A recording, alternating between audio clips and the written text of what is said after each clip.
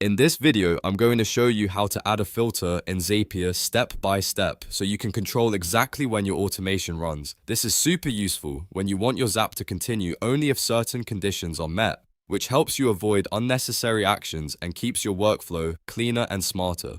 If this tutorial helps you out, make sure to hit like and subscribe for more easy software guides like this.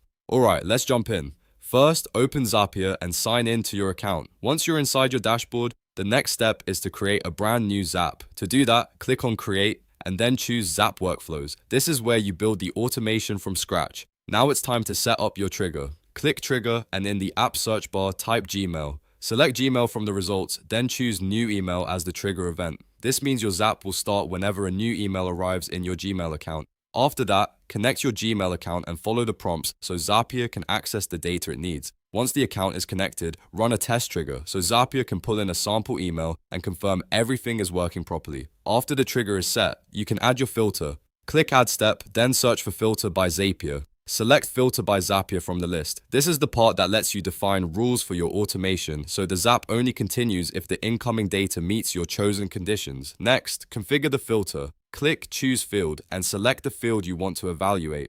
You can choose any field that makes sense for your workflow. Then click Choose Condition and pick the condition you want to use. Again, you can choose any option that matches your goal. For example, you might only want the Zap to continue if the email subject contains a certain word, or if the sender matches a specific address.